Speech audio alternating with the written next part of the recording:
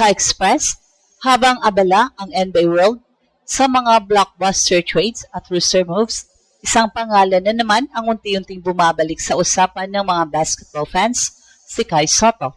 Matapos ang mahaba at mahirap na recovery mula sa ACL injury, maraming ulat at obserbasyon ang nagsasabing mas malakas, mas mobile at mas kumpiyansa ngayon ang 7'3" Pinoy Giant.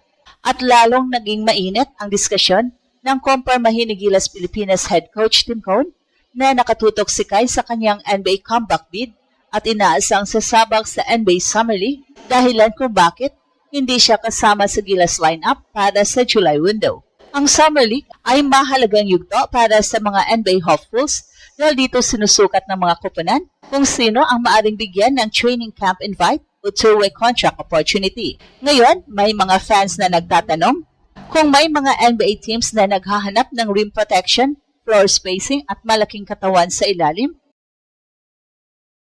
bakit hindi mabigyan ng seryosong tingin si Kai? May ilan pang nag-uugnay sa kanya sa mga kupunang nangangailangan ng frontcourt depth gaya ng Boston Celtics.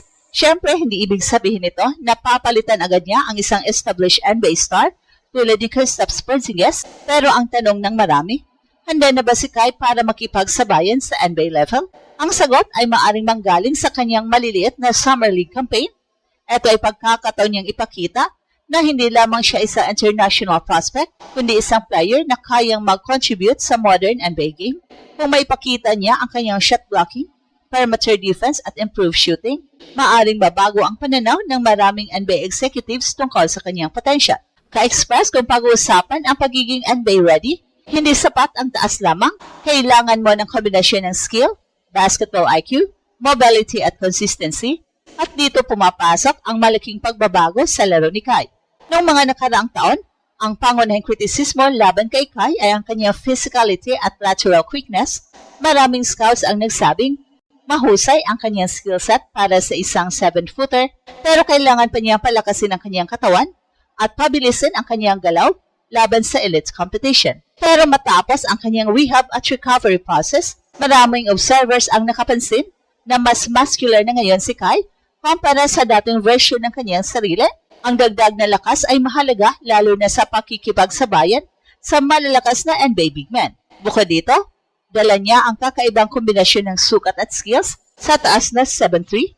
May kakayahan siyang mag-block ng shots nang hindi tumatalo ng sobra, magbasa ng rotation sa depensa, magbigay ng passing angles na bihira sa mga traditional centers, mag-shoot mula sa mid-range at 3-point area, mag-finish sa pick-and-roll situations. Ito ang klase ng profile na gustong-gusto ng modern NBA. Hindi na uso ngayon ang mga centers na puro poste lamang. Ang hinahanap ng mga koponan ay versatile big men na kayang maglaro sa iba't ibang sistema. Kung titingnan natin ang Boston Celtics noong kanilang championship caliber years, mahalaga ang papel ng mga stretch bigs at rim protectors. Si Kristaps Porzingis mismo ay naging mahalagang bahagi ng kanilang sistema dahil kaya niyang magbukas ng floor habang nagbibigay ng shot blocking sa depensa. Dito nakikita ng ilang fans ang potensyal na connection kay Kai. Hindi dahil mas magaling na siya agad kay Kristaps, hindi dahil handa na siyang maging starter sa NBA, kundi dahil may ilan sa kanyang mga katangian na akma sa modern NBA template ng isang floor spacing center. Well, sa katunayan, nung kanyang nakarang NBA Summer League, kasama ang Orlando Magic, ipinakita niya sa limitadong minutes ang kanyang shot blocking instincts at rim protection, nakapagpakita rin siya ng magandang energy sa magkabilang dulo ng court. At ngayon, mas mahalagang usapin ang kanyang kalusugan. Kung ang dating Kai ay prospect pa lamang, ang kasalukuyang Kai ay isang mature na player na may professional experience mula sa international leagues at national team competition. May exposure siya laban sa mga professional imports, may experience siya sa FIBA basketball, may experience siya sa pressure ng pagiging national team centerpiece. At higit sa lahat, may matinding motivation siyang patunayan na kaya pa ninyang maabot ang NBA dream. Kaya para sa maraming fans, hindi na tanong kung may talento ba si Kai. Ang mas malaking tanong ngayon ay kung mabibigyan ba siya ng sapat na pagkakataon upang maipakita ito sa harap ng mga NBA decision makers. At doon magsisimula ang susunod na kabanata ng kanyang NBA journey. Ang Summer League ay maaaring maging pinakamalagang audition ng kanyang karera pagdating sa usaping Papalitan ba ni Kai Sotto si Kristaps Porzingis? Kailangan nating maging makatotohanan at balanse sa pagsusuri. Si Porzingis ay isa ng established NBA veteran. Naging all-star siya. Napatunayan ang kanyang sarili bilang isa sa pinakamahusay na stretch big men sa liga at may mga season na nag-average siya ng mahigit 20 points kada laro. At bukod sa kanyang shooting, isa rin siyang elite rim protector kapag nasa tamang kondisyon. Well, sa madaling salita, hindi pa nararating ni Kai ang antas na yon, pero hindi ibig sabihin nito na walang puwang si Kai sa NBA. Sa katunayan, maraming NBA teams ngayon ang naghahanap ng mas murang developmental prospects na may mataas na upside. Dahil sa salary cap realities ng NBA, hindi lahat ng kupunan ay kayang magkaroon ng mamahaling veteran sa bawat posisyon. At dito pumapasok ang halaga ng isang player na tulad ni Kai. Sa kanyang edad, may pagkakataon pa siyang mag-develop habang nagbibigay ng specific skills na kailangan ng isang kupunan. Isipin natin ang kanyang profile, 7'3" height, natural shot blocker, may shooting touch, may international experience, marunong maglaro sa team-oriented system, patuloy na lumalakas physically. Hindi madaling makahanap ng ganitong kombinasyon sa modern NBA. Maraming kupunan ang naglalagay ng premium sa haba, versatility at defensive presence. Kapag ang isang player ay may sukat na tulad ni Kai at may kakayahang mag-shoot sa labas, otomatiko siyang magiging interesting prospect para sa mga scouts. At isa pang mahalagang aspeto ay ang kanyang basketball IQ.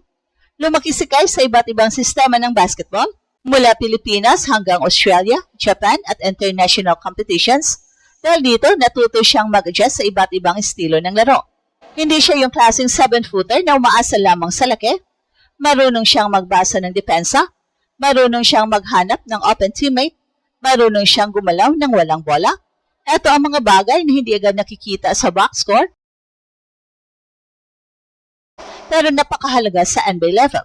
At kung may isang bagay na maaaring maging advantage niya pagkatapos ng ACL recovery, ito ay ang mental toughness. Hindi biro ang pinagdaanan ni Kai.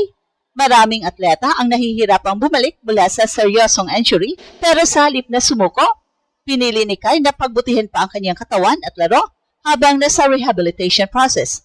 Ang ganitong klaseng mindset ay pinapahalagahan ng mga NBA organizations. Sa mga susunod na linggo, nakatutok ang maraming Pinoy sa kanyang Summer League performance.